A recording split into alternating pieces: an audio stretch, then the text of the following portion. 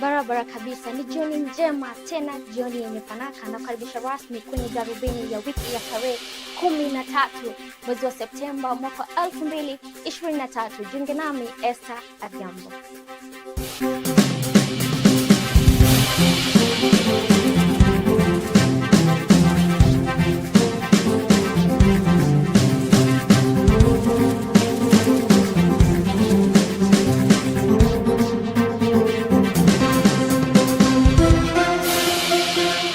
Wabunge kutoka muungano wa Azimio sasa wanataka ukaguzi ya jinsi uajiri unafanyika katika taasisi mbali za serikali katika hali ya kutathmini iwapo kumekuwa na ubaguzi wa kikabila au mapendekezo kwa kamati ya kitaifa ya maridhiano.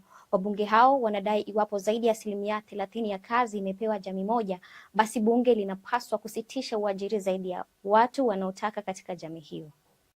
Katika mapendekezo kwa kamati ya mazungumzo ya Bomas baina ya serikali na upinzani, kundi hilo linaongozwa na bunge wa Mathare Anthony Oluoch linataka tathmini ya watu walioajiriwa katika taasisi za serikali.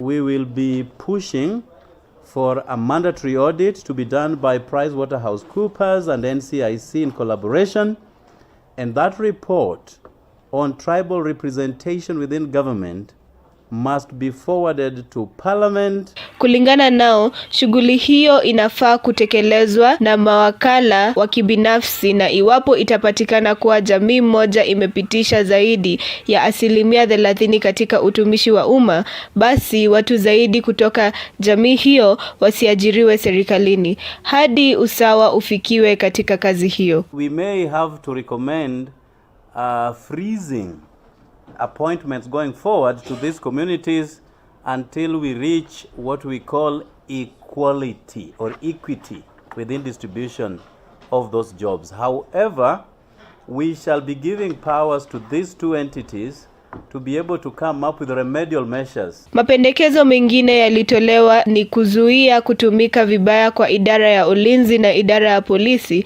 hasa DCI, ambayo wanadai ilitumika na serikali katika kuwadhulumu katika maandamano. Those cases, an audit must be taken and they must be withdrawn unconditionally, and a system of compensation for those who suffered death and injury must be done. Haki za walioshikwa pia wanataka zilindwe, huku wakitaka mahakama kuongeza muda wa kuhudumu Ijumaa na kusaidia katika kulipa dhamana. If an arrest takes place on a Friday, this dialogue committee must find a way of requiring that the judiciary opens the courts up to midnight with the registry open so that you're able to process bail and to present yourself in court on Monday. Aidha, wanaitaka kamati ya mazungumzo ipange mikakati ya kuzuia serikali kuingilia vyama na kuhakikisha kuwa pesa za vyama zinatolewa kwa wakati ufaao. When you refuse to fund them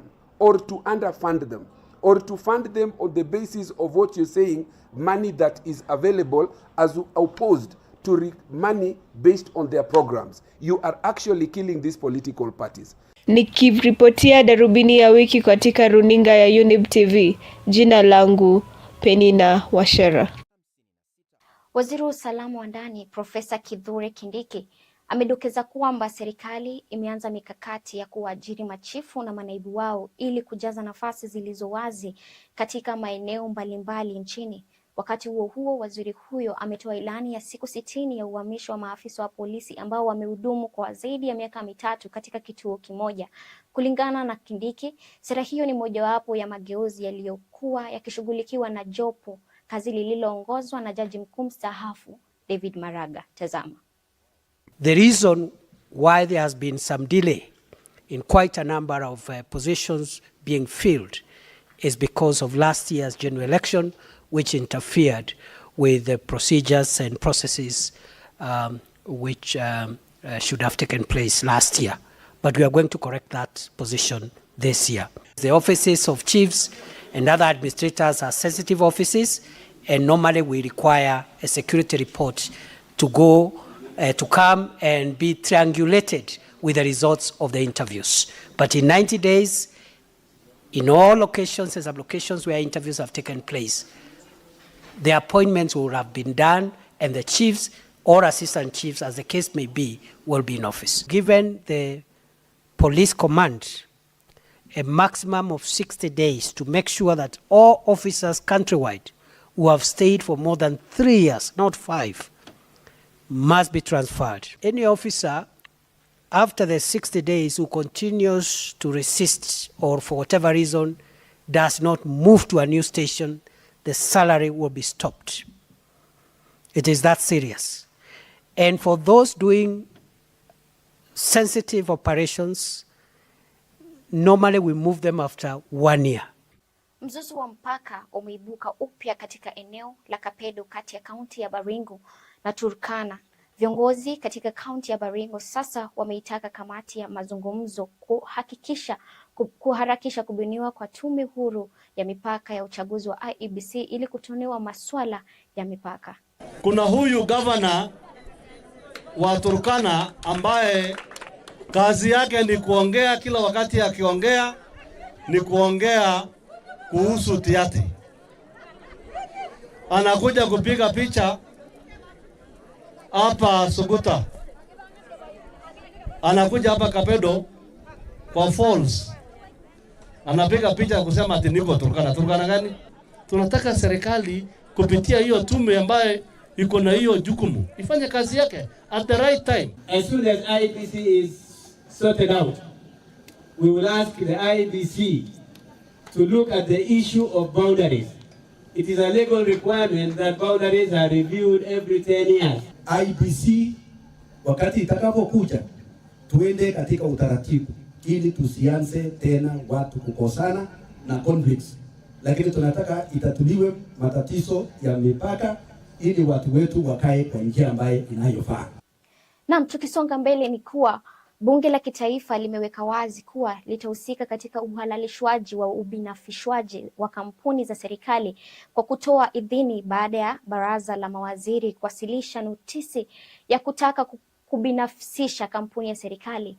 Haya yanajiri baada ya Rais William Ruto kutia saini mswada wa ubinafsishwaji mwaka wa 2023 baada ya kupitishwa na Bunge la Kitaifa mwezi Septemba. Sasa baadhi ya mali za serikali zitauzwa kwa sekta binafsi kufuatilia masoko ya mitaji. Tazama. Maybe to start by correcting some misinformations that we've been seeing going around in the media, and we clearly said that cabinet has to present a privatization program to the National Assembly for approval. The challenges we found is that there is not that provision in law of if you decide, if a private institution now government decides that it's now relevant or it needs to be publicly owned, there is no that legal framework, and that's one of the assignments we hope to undertake and make sure there is maybe a nationalization law, because remember that could not come in the privatization bill act, because privatization is from public to private.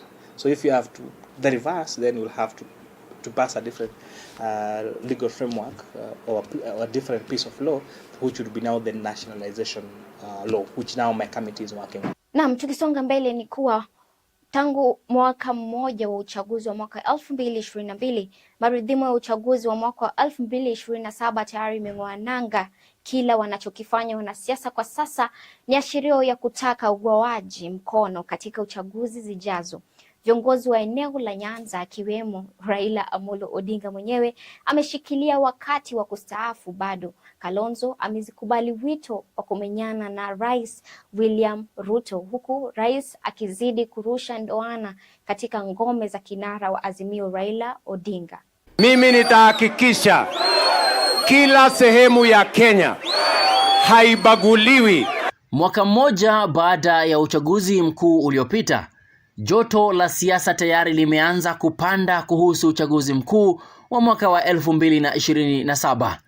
Pande zote za siasa sasa zinaonekana kujituma katika kujitafutia umaarufu, japo hatima ya mazungumzo baina ya serikali na upinzani haijabainika. Katika ziara ya Rais William Ruto katika eneo la Nyanza ni ishara tosha kuwa wanasiasa sasa wameanza kujipanga.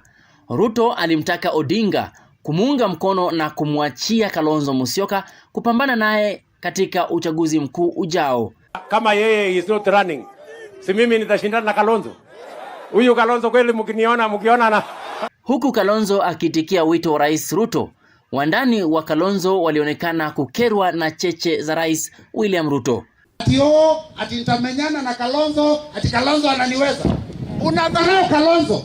Wacha tukuambie, kutoka maombi tumefanya huko Malili, tumebadilisha jina ya Kalonzo, tumesema tutakuwa tunaita yeye David. Kalonzo anatarajia kuwa kinara wa Azimio Raila Odinga atamuunga mkono baada ya kumuunga mkono mara 3. Hata hivyo, kulingana na gavana wa Siaya James Orengo, huenda Raila akose kustaafu hivi karibuni. Mambo ya hiyo kura kidogo, mimi nakuomba ufanye tu bidii. Fanya tu bidii. Fanya tu bidii.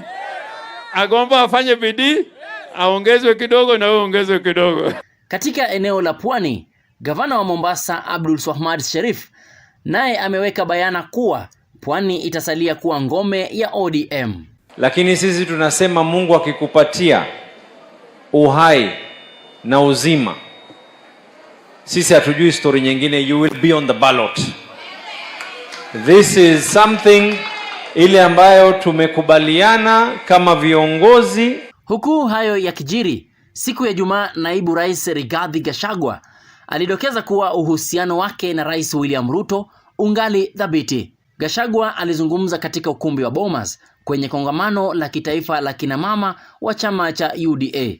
Hata hivyo, maoni ya Gachagua yaliungwa mkono na baadhi ya viongozi wa UDA.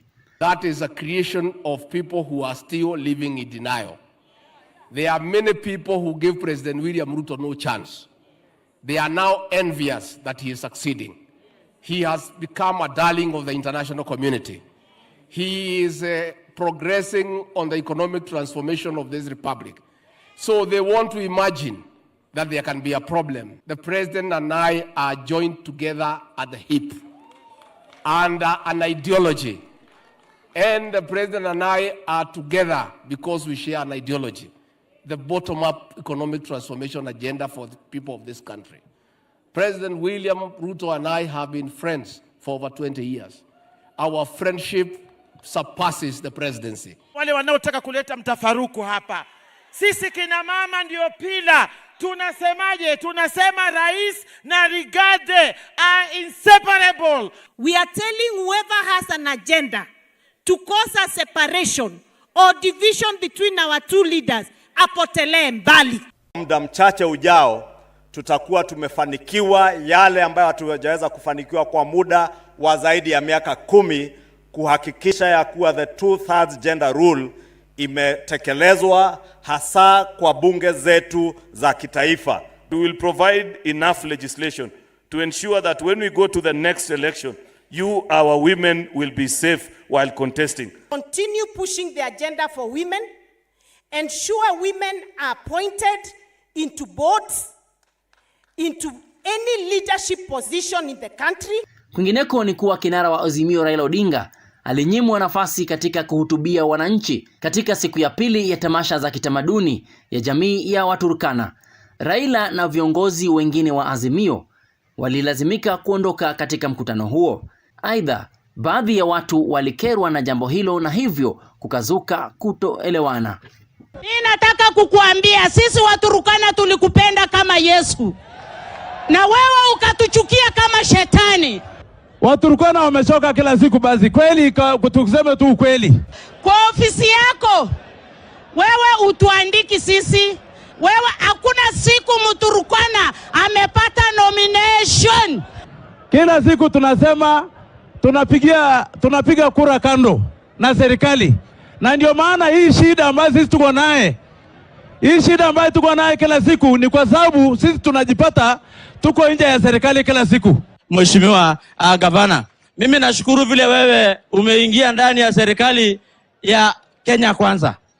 Na ushikilie hapo kwa sababu wewe ukikaa katika upinzani jamii ya Waturkana hawatafaidika. Askulu huyu anatembea na wewe usiku na mchana, hujapea nomination.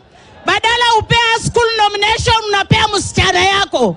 So I don't need anybody's invitation to come here. And when I come and the people want me to talk, actually it is the height of stupidity to refuse me even an opportunity to greet the people. The governor, of course, was feigning that he was not aware, because he is very aware. And I know that he gave assurances to Mr. Ruto that he will not allow us to speak here today. That is the height of political intolerance and hypocrisy. But we are not deterred. Naam, kwa kusema kweli ngoma ikipigwa sana hupasuka. Kwa taarifa hiyo tupate mapumziko, tarajia muda usio kwa mrefu.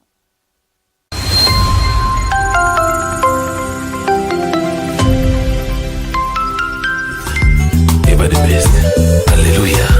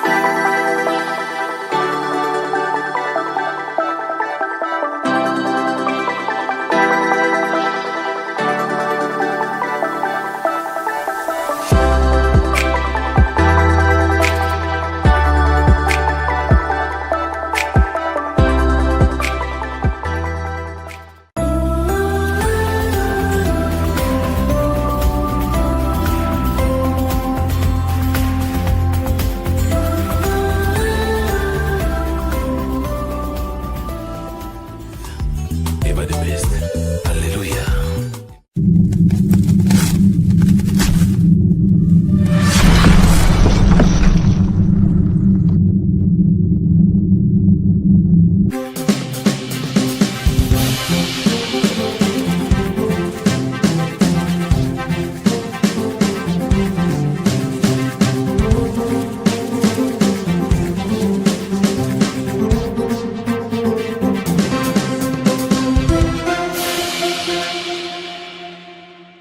Naam, mtazamaji, tuendelee kwa pamoja.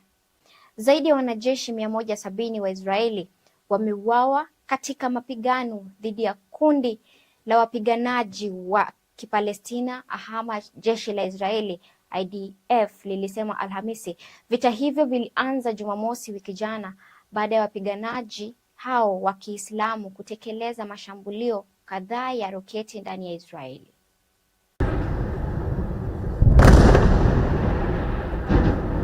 Jeshi la Israeli lilisema kuwa zaidi ya mili 1200 ilipatikana, mingi ikiwa ni ya raia wasio na silaha. Hata hivyo, maafisa wa Gaza waliripoti kuwa zaidi ya watu 900 waliouawa katika mashambulio ya angani na ardhi yaliyotekelezwa na Israeli katika eneo la wanakoishi wa Palestina. Rais wa Marekani Joe Biden naye aliahidi kutuma silaha zaidi na vifaa vingine vya kivita ili kusaidia mshirika wake Israeli katika vita hivyo. Biden alilaani mauaji ya raia kufuatia shambulio lililotekelezwa na Hamas dhidi ya Israeli siku ya Jumamosi wiki jana. Hofu imetanda kuhusu kuzuka kwa changamoto kubwa ya kibinadamu katika ukanda wa Gaza. Hii ni baada ya Israeli kubomoa zaidi ya majengo 1000 na kukatiza huduma za usambazaji wa maji, umeme, chakula na mahitaji mengine ya kimsingi kwa zaidi ya wakazi milioni 2.3 katika eneo hilo. Zaidi ya wakazi 2060 wa Gaza wamelazimika kutoroka makwao. Israeli hata hivyo ilionekana kujiandaa kutekeleza uvamizi wa ardhi katika Gaza, lakini inakabiliwa na hatari ya kushambuliwa na mataifa mengine yanayounga mkono Hamas. Hii ni baada ya taifa hilo kuzongwa na mashambulio ya roketi kutoka kwa makundi ya wapiganaji katika nchi jirani za Lebanon na Syria. Hata hivyo, Israeli ilishambulia vituo kadhaa kusini mwa Lebanon, eneo linalodhibitiwa na Hezbollah, mshiriki wa hasidi wa Israeli, Iran. Israeli sasa imetikiswa na shambulio baya zaidi kuwahi kutekelezwa dhidi yake ndani ya miaka 75 na kufeli kwa idara ya ujasusi. Hii ni kutokana na kufeli kwa idara yake ya ujasusi, ambapo zaidi ya wapiganaji 1500 wa Hamas walivuka ua la usalama la Gaza na kushambulia taifa hilo kupitia angani, ardhini na majini. Naam, kwa kusema kweli walisema kuwa kilichokuwa na mwanzo hatimaye hakikosi kuwa na mwisho. Hadi hapo ningependa kurudisha shukrani za dhati kwa mwelekezaji wangu wa siku ya leo ambayo ni Elias Mshina. Na kabla sijaondoka, ningependa kusema asante kwa kujiunga nami tangu nilipoanza mpaka sasa nimefika hitimisho. Jina langu ni Esther Adhiambo. Tukutane tena Jumapili ijayo saa 1 kamili. Kwaheri.